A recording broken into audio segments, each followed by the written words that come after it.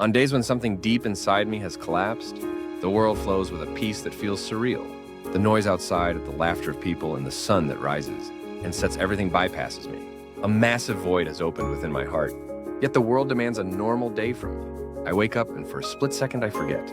Then the weight of the loss crashes down again. In these moments, what is hardest to endure is the clumsy attitudes of those who try to fix it. Countless words are thrown at me in the name of caring, but they often turn back to wound me further. Please do not offer me shallow comfort.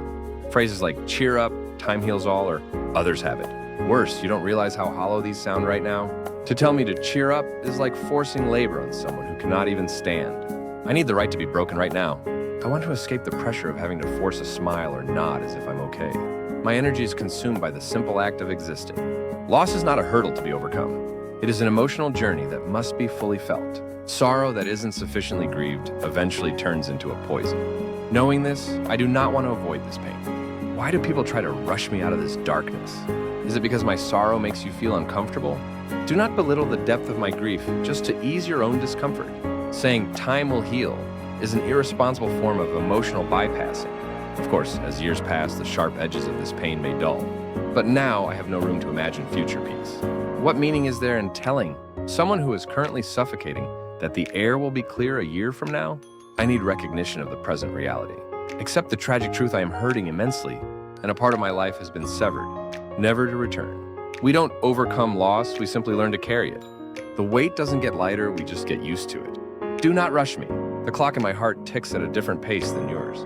Do not try to relativize my pain by bringing up those more unfortunate than I. The fact that someone else experienced a greater tragedy does not fill the hole in my heart. Pain is not a quantifiable substance to be compared on a scale. Every human has their own unique universe, and when it collapses, the despair is a burden only that person can comprehend.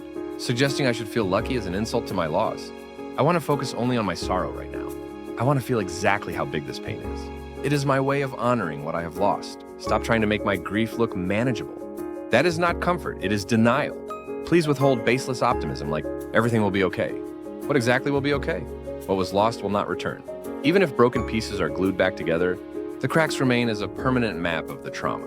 There are things in this world that do not get better, and wounds in the soul that never truly heal. I am facing that unvarnished truth. Your lighthearted words reduce my heavy sorrow to a petty complaint. Tragedies in life sometimes defy all logic.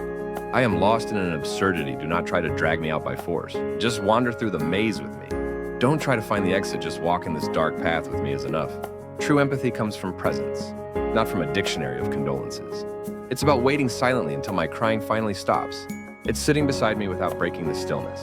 It's a look that says, I know how much this hurt, while quietly holding my hand. Words often become barriers rather than tools for connection, especially for those grieving. Attempts to provide advice or logical solutions only build that barrier higher. I do not want to be analyzed like a problem to be solved. It doesn't matter what stage of grief I'm in. I just want another human who can look at my pain with transparency and stay. Someone experiencing deep loss needs a person they can share comfortable silence with. In our society, we are afraid of silence. We feel we must fill the air with noise because we cannot stand the awkwardness. But in the midst of true suffering, language feels incredibly light. Deep sorrow cannot be reached by the words of others. Endure that heavy silence with me. Your very presence without performance is a huge support. Just knowing that you aren't leaving gives me the courage to take the next breath. That is more powerful than any famous quote, and more sacred than any prayer ever uttered. People say sorrow is halved when shared, but loss doesn't always work that way. Sometimes trying to divide it can damage the sanctity of the memory. When I show you pieces of my heart, please do not judge them.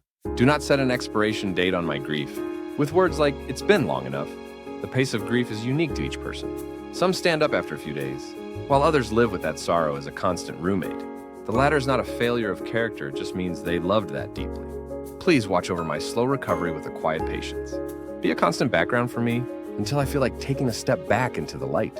Do not treat this loss as my entire identity. I am grieving, but I am not grief itself. I still have dreams and a flickering will to live, even if they are hidden now. Do not look at me only as a pitiable victim, or treat me like a patient who needs care.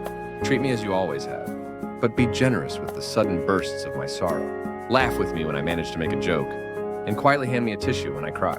That balanced attitude makes me feel human again. Simple, honest companionship is the nourishment that helps me stand up again. Loss is an inherent part of being human. From the moment we enter this world, We live by losing things: our youth, our health, and eventually the people we love most. In the face of this, the best we can do for one another is not to fix things with hollow words, but to simply hurt together. You too will one day stand in this dark place where I am standing now. At that time, what I will offer you is not sophisticated advice, but the same silent waiting you showed me today. We live by witnessing each other's collapses and sharing the vulnerability of being human. Please do not tell me this too shall pass. That phrase suggests my current pain is something to be discarded. This pain is not meaningless. It is my final tribute to what I loved, and a trace of how passionately I lived. I want to experience this pain fully. Your job is not to pull me out of the tunnel, but to follow from a distance with a small lantern, so I don't lose my way. Keep the lights off, but let me feel that I am not alone. Clumsy comfort is a poison. It makes the hurting person feel misunderstood and the lonely feel lonelier. Winning someone's heart isn't about eloquent speech, it's about resonance.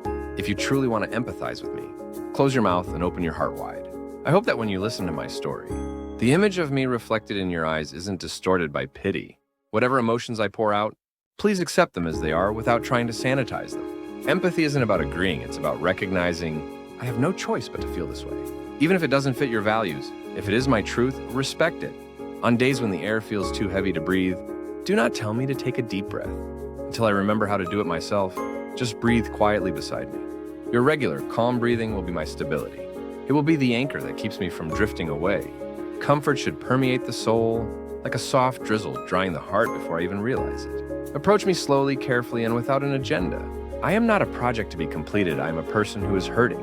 I am not saying these things to criticize your efforts. I cherish our bond, and I don't want us to drift apart because of shallow words. I know your heart is warm, and I see the desperation in your eyes to help me. I appreciate that more than you know. It's just that fixing is not what I need. Now please change the way you express that heart. Instead of looking for the right thing to say, just squeeze my hand a little harder. Instead of asking, how are you? Bring me the food I used to like. Give me the gift of your time and your silence. I am the one grieving today, but tomorrow it could be you. Think about what kind of person you would want me to be for you then. A teacher pouring out correct answers? Or a friend who simply cries with you? I want to be the latter for you when your time comes, and I want you to be that person for me as well. Sorrow is not something to be ashamed of. It is the most honest evidence that we loved something with all our hearts. When this season eventually passes, I will remember your silent, steady presence as the thing I treasure most in this life.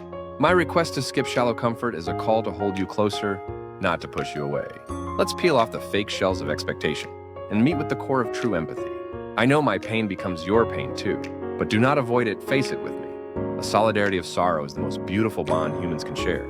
We each carry our own unique loss, but we can confirm each other's existence on this path. That is enough. No more advice, no more fixes. Just stay with me exactly as you are. Your quiet, unwavering presence is filling the hole of my loss with warmth. Cry for me, but do not try to solve the reason I'm crying. Participate in my sorrow, but do not try to conduct the orchestra of my grief. Loss is my portion, empathy is the gift you choose to give. I hope that gift remains a transparent, honest companionship. As long as you are by my side, I can keep from losing my way even in this absolute darkness. Instead of shallow comfort, just share your warmth. That is all I ask of you. That is all I need.